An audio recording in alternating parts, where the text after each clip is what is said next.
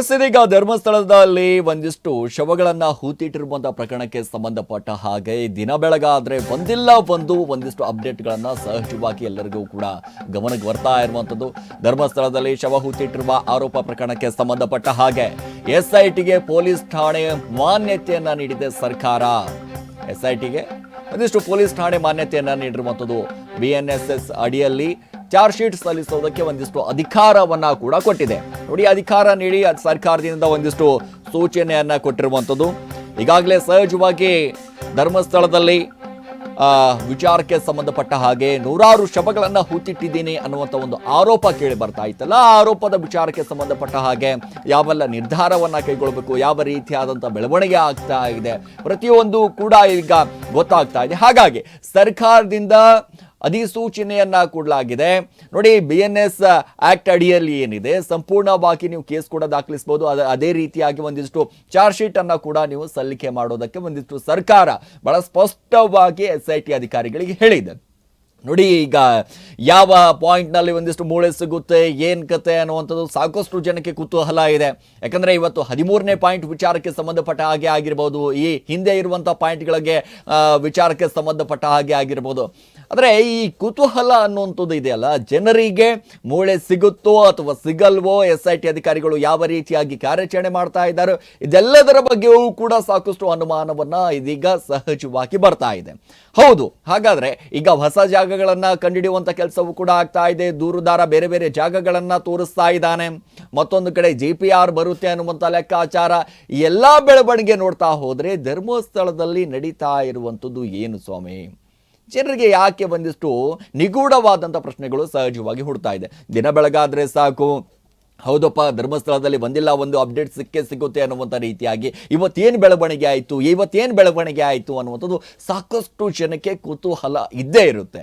ಪ್ರಮುಖವಾಗಿ 13ನೇ ಪಾಯಿಂಟ್ನಂತ ಎಲ್ಲರ ಚಿತ್ತ ಇರುವಂಥದ್ದು ಏನೆಲ್ಲ ಬೆಳವಣಿಗೆ ಆಗಬಹುದು. ಹಾಗಾದ್ರೆ ನೋಡಿ, ಹೊಸ ಜಾಗದಲ್ಲಿ ಹೊಸ ರಹಸ್ಯ ಬಯಲಾಗುತ್ತಾ?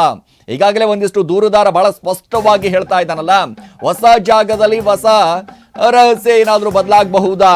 ಯಾಕಂದ್ರೆ ದೂರುದಾರ ಹೇಳ್ತಾ ಇರುವಂತದ್ದು ಬೇರೆ ಬೇರೆ SIT ಅಧಿಕಾರಿಗಳಿಗೆ ಬರೀ ಹೊಸ ಜಾಗಗಳನ್ನ ತೋರಿಸ್ತಾ ಹೋಗ್ತಾ ಇದ್ದಾನೆ. ಅಲ್ಲಿ ಪಾಯಿಂಟ್ಗಳು ಆಡ್ ಆಗ್ತಾ ಹೋಗ್ತಾ ಇದೆ.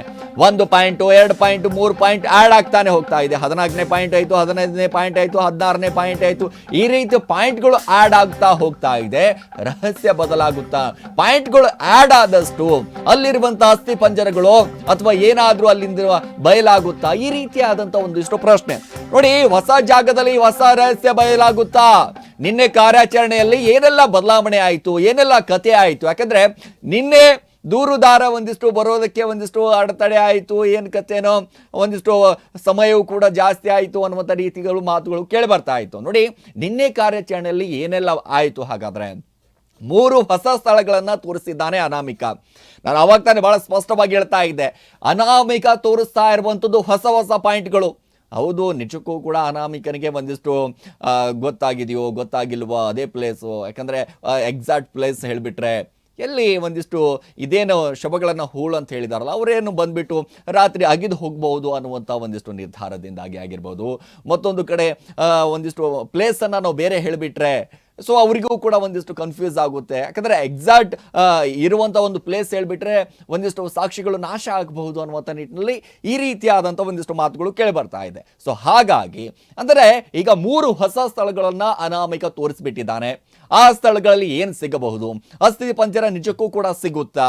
ಯಾರ್ದು ಸಿಗುತ್ತೆ? ಏನು ಕತೆ? ಯಾರ ಮೂಳೆ ಸಿಗಬಹುದು? ಇವೆಲ್ಲ ಪ್ರಶ್ನೆಗಳಿಗೆ ಒಂದಿಷ್ಟು ಅನಾಮಿಕನೇ ಉತ್ತರ ಕೊಡಬೇಕಾಗಿರುವಂಥದ್ದು. ಯಾಕಂದ್ರೆ ಈಗಾಗಲೇ ಅನಾಮಿಕ ಒಂದ್ ಕಡೆ ತೋರಿಸ್ತಾ ಇದ್ದಾನೆ SIT ಅಧಿಕಾರಿಗಳು. ಹೌದು, ಅನಾಮಿಕ ತೋರಿಸಿದ ಜಾಗದಲ್ಲಿ ಒಂದಿಷ್ಟು SIT ಅಧಿಕಾರಿಗಳು ಸಂಪೂರ್ಣವಾಗಿ ಕಾರ್ಯಾಚರಣೆ ಮಾಡ್ತಾ ಇದ್ದಾರೆ. ಇನ್ನೂ ಅಗಿಯುವಂತ ಕೆಲಸ ನಡೀತಾ ಇದೆ. ಸೊ ಹಾಗಾಗಿ ಇದರ ಜೊತೆಗೆ ಭಾರಿ ಭದ್ರತೆಯಲ್ಲಿ ರಹಸ್ಯವಾದಂತ ಒಂದು ಕಾರ್ಯಾಚರಣೆ ನಡೀತಾ ಇದೆ. ಅನಾಮಿಕನ ಬುರುಡೆ ರಹಸ್ಯ ಪತ್ತೆ ಹಚ್ಚಿದ್ರ SIT ಅಧಿಕಾರಿಗಳು. ನೋಡಿ, ಈ ಅನಾಮಿಕ ಫಸ್ಟಿಗೆ ಬಂದಂಥ ಸಂದರ್ಭದಲ್ಲಿ SIT ಅಧಿಕಾರಿಗಳಿಗೆ ಒಂದು ಬುರುಡೆಯನ್ನು ತಂದು ಕೊಟ್ಟಿದ್ನಲ್ಲ, ಅದರ ಬಗ್ಗೆಯೂ ಕೂಡ ಪತ್ತೆ ಹಚ್ಚಿದ್ರ SIT ಅಧಿಕಾರಿಗಳು. ಯಾಕಂದರೆ 13ನೇ ಸ್ಥಳವನ್ನು ಶೋಧ ಮಾಡುವುದು ಯಾವಾಗ? ಯಾವಾಗ ಮಾಡ್ತಾರೆ? ಕಳೆದ 2-3 ದಿನ ಆಯಿತು, ಸಂಪೂರ್ಣವಾಗಿ ಡಿಲೇ ಆಗ್ತಾ ಇದೆ. 13ನೇ ಪಾಯಿಂಟ್ ತೆಗೀರಿ ಸ್ವಾಮಿ, ಯಾಕಂದ್ರೆ ದೂರುದಾರ ಬಹಳ ಸ್ಪಷ್ಟವಾಗಿ ಹೇಳಿರುವಂಥದ್ದು 8 ಶವಗಳನ್ನು ನಾನು ಹೂತಿದ್ದೀನಿ ಅನ್ನುವಂಥ ನೇರವಾಗಿ SIT ಅಧಿಕಾರಿಗಳ ಮುಂದೆ ಒಂದಿಷ್ಟು ಹೇಳಿಕೆಯನ್ನ ಕೊಟ್ಟಿದ್ದಾನೆ ಅನ್ನುವಂಥ ಒಂದು ಆರೋಪ ಕೇಳಿ ಬರ್ತಲ್ಲ, ಅವಾಗ ಎಲ್ಲರ ಗಮನದಲ್ಲಿ ಏನಿತ್ತು 13ನೇ ಸ್ಪಾಟ್ ಅನ್ನುವಂಥದ್ದು. ಸೊ ಹಾಗಾಗಿ ಅನಾಮಿಕ 19 ವರ್ಷದ ರಹಸ್ಯವನ್ನ ಈಗಾಗಲೇ SIT ಅಧಿಕಾರಿಗಳು ಬೆನ್ನತ್ತಿದ್ದಾರೆ.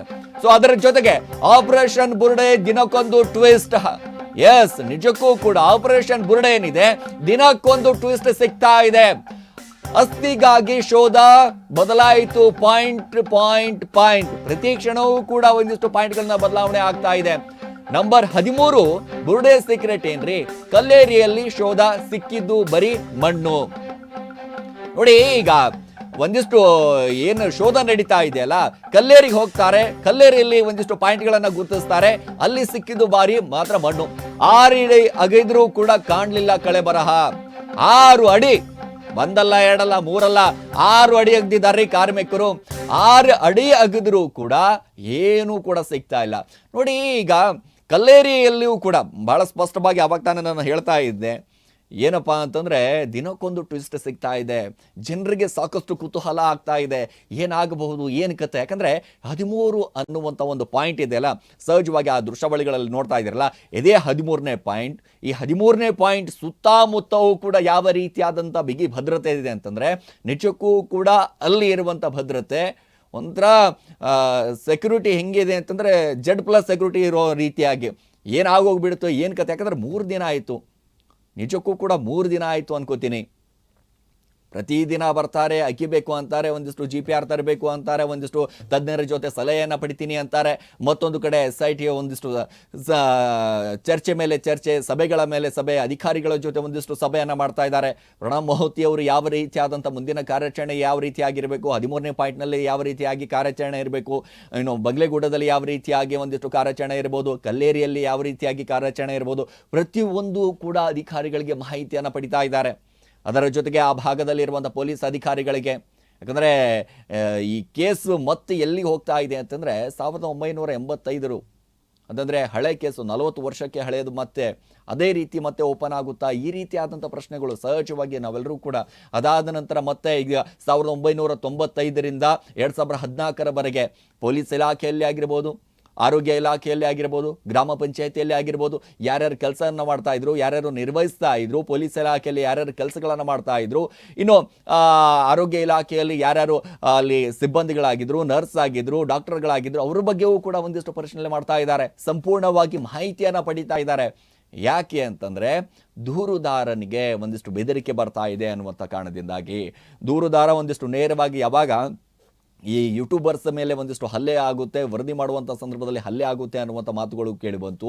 ಸೊ ಗ್ರಾಮಸ್ಥರ ನಡುವೆ ಅವರ ನಡುವೆ ಒಂದಿಷ್ಟು ಈ ಗುದ್ದಾಟ ಗಲಾಟೆ ಆಯಿತು, FIR ದಾಖಲಾಯಿತು, ಅದೆಲ್ಲವೂ ಕೂಡ ಒಂದು ಕಡೆ. ಸೊ ಇದಾದ ನಂತರ ದೂರುದಾರನಿಗೆ ಒಂದಿಷ್ಟು ಬೆದರಿಕೆ, ಭಯ ಶುರುವಾಗ್ಬಿಟ್ಟಿದೆ. ಎಲ್ಲಪ್ಪ ನೋಡಿ, ಅಲ್ಲಿ ಮಾಧ್ಯಮದವರಿಗೆ ಒಂದಿಷ್ಟು ವರದಿ ಮಾಡುವಂಥ ವರದಿಗಾರರ ಮೇಲೆ ಇವರು ಹಲ್ಲೆ ಮಾಡ್ತಾ ಇದ್ದಾರೆ ಅಂತಂದರೆ ನಾಳೆ ದಿನ ನನಗೆ ಬಿಡ್ತಾರಾ ಅನ್ನುವಂಥ ಪ್ರಶ್ನೆ. ಸೊ ಹಾಗಾಗಿ ದೂರುದಾರ ಬಹಳ ಸ್ಪಷ್ಟವಾಗಿ ಒಂದಿಷ್ಟು ಹೇಳ್ತಾ ಇರುವಂಥದ್ದು ಏನಪ್ಪಾ ಅಂತಂದ್ರೆ, ಇಲ್ಲಿ ಹೌದ್ರಿ ಏನೆಲ್ಲ ಬೆಳವಣಿಗೆ ಆಗಬಹುದು, ಏನು ಕತೆ, ಇವೆಲ್ಲವೂ ಕೂಡ ಚರ್ಚೆ ನಡೀತಾ ಇದೆ. ಸೊ ನೋಡಿ, ಈಗ ದಿಢೀರ್ನೆ ಬದಲಾಯಿತು ಪಾಯಿಂಟ್, ಅಲ್ಲೂ ಏನೂ ಸಿಗಲಿಲ್ಲ, ವಾಪಸ್ ಆದ್ರು, ಅಲ್ಲೂ ಕೂಡ ಏನೂ ಸಿಗ್ತಾ ಇಲ್ಲ. ಎಷ್ಟೇ ಹುಡುಕಿದ್ರೂ ಕೂಡ ಏನು ಸಿಗ್ತಾ ಇಲ್ಲ ಕಳೆ ಬರಹ. SITಗೆ ಹೆಜ್ಜೆ ಹೆಜ್ಜೆಗೂ ಕೂಡ ಒಂದಿಷ್ಟು ಸವಾಲನ್ನ ಆಗ್ತಾ ಇದೆ. ಬದಲಾಗುತ್ತಾ ತನಿಖಾ ಸ್ವರೂಪ? ಹೌಸ್ ಯಾಕೆಂದ್ರೆ ಬಹಳ ಸಹಜವಾಗಿ ನಾವು ಗಮನಿಸಲೇಬೇಕಾಗಿರುವಂಥದ್ದು, ದಿಢೀರ್ನೆ ಬದಲಾಯಿತು ಪಾಯಿಂಟ್ಗಳು. ಯಾವಾಗ ಅನಾಮಿಕ ಪದೇ ಒಂದಿಷ್ಟು ಪಾಯಿಂಟ್ಗಳನ್ನ ಬದಲಾಯಿಸ್ತಾ ಇದ್ದಾನೆ, ನೆನಪಿಗೆ ಬಂದಂಗೆ ಹೇಳ್ತಾ ಇದ್ದಾನೋ ಅಥವಾ ಬಾಯಿಗೆ ಬಂದಂಗೆ ಹೇಳ್ತಾ ಇದ್ದಾನೋ ಅಥವಾ ಅವನಿಗೆ ಯಾರಾದರೂ ಕೂಡ ಅವನಿಗೆ ಮಾರ್ಗದರ್ಶನ ಕೊಡ್ತಾ ಇದ್ದಾರೋ ಗೊತ್ತಿಲ್ಲ, ದಿಢೀರ್ನೆ ಪಾಯಿಂಟ್ ಬದಲಾಯಿಸ್ತಾನೆ. 13ನೇ ಪಾಯಿಂಟ್ ಅಗಿಬೇಕು ಅಂತ ಹೇಳ್ತಾರೆ, ಬಗಲೆಗುಡ್ಡಕ್ಕೆ ಹೋಗ್ಬಿಡ್ತಾರೆ. ಇನ್ನೇನು 13ನೇ ಪಾಯಿಂಟ್ ಅಗಿಬೇಕು ಅಂತಾರೆ, ಕಲ್ಲೇರಿ ಗುಡ್ಡಕ್ಕೆ ಹೋಗ್ಬಿಡ್ತಾರೆ. ಮತ್ತೊಂದು ಕಡೆ ಹೋಗಬೇಕು ಅಂತಂದ್ರೆ ಆ ಕಡೆ ಪದ್ಮಲತಾ ಅವರ ಮನೆ ರಸ್ತೆಗೆ ಹೋಗ್ಬಿಡ್ತಾರೆ. ಸೊ ಈ ರೀತಿಯಾದಂಥ ಬದಲಾವಣೆಗಳು ಆಗ್ತಾ ಇರುವಂಥದ್ದು. ನೋಡಿ, ಈ ರೀತಿ ಆದಂಥ ಸಂದರ್ಭದಲ್ಲಿ ಎಲ್ಲಿ ಕೇಸು ಸಂಪೂರ್ಣವಾಗಿ ಹಳ್ಳ ಹಿಡಿಯುವಂಥ ಕೆಲಸ ಆಗ್ತಾ ಇದೆಯಾ ಅನ್ನುವಂಥ ಪ್ರಶ್ನೆ. ಸಾಕಷ್ಟು ಜನರಿಗೆ ಕಾಡ್ತಾ ಇದೆ. ದಿಢೀರ್ನೆ ಪಾಯಿಂಟ್ಗಳನ್ನು ಬದಲಾವಣೆ ಮಾಡೋದು, ಯಾಕೆ ಪಾಯಿಂಟ್ಗಳನ್ನು ಬದಲಾವಣೆ ಮಾಡ್ತಾ ಇದ್ದಾರೆ, ಏನು ಕತೆ, ಏನು SIT ಅಧಿಕಾರಿಗಳಿಗೆ ಈ ದೂರುದಾರನ ಮೇಲೆ ಒಂದಿಷ್ಟು ನಂಬಿಕೆನೇ ಬರ್ತಾ ಇಲ್ವಾ, ಅಥವಾ ಇವನು ಹೇಳೋ ಕಡೆ ಅಸ್ಥಿಪಂಜರಗಳು ಸಿಗ್ತಾ ಇಲ್ವಾ? ನಿಜವಾಗ್ಲೂ ಕೂಡ ಸಾಕಷ್ಟು ಪ್ರಶ್ನೆಗಳನ್ನು ಹುಟ್ಟುತ್ತಾ ಇದೆ. ಸೊ ಹಾಗಾಗಿ ಎಲ್ಲಿ ಹೋಗ್ತಾರೆ ಅಲ್ಲಿ ಏನೂ ಕೂಡ ಸಿಗಲ್ಲ, ವಾಪಸ್ ಬರ್ತಾರೆ. ಉಪ್ಪಿನ ಮೂಟೆ ತೆಗೆದುಕೊಂಡು ಹೋಗ್ತಾರೆ, ಬಕೆಟ್ಗಳು ತೊಗೊಂಡು ಹೋಗ್ತಾರೆ, ಎಲ್ಲ ಕಾರ್ಮಿಕರನ್ನ ಕರೆದುಕೊಂಡು ಹೋಗ್ತಾರೆ. ಯಾಕಂದ್ರೆ ದೂರುದಾರ ಹೇಳ್ತಾ ಇದ್ದಾನೆ ಅನ್ನುವಂಥ ಕಾರಣದಿಂದಾಗಿ 3 ಅಡಿ ಅಗಿತಾರೆ, 4 ಅಡಿ ಅಗಿತಾರೆ, 6 ಅಡಿ ಅಗಿತಾರೆ, ಏನೂ ಕೂಡ ಸಿಗೋದಿಲ್ಲ.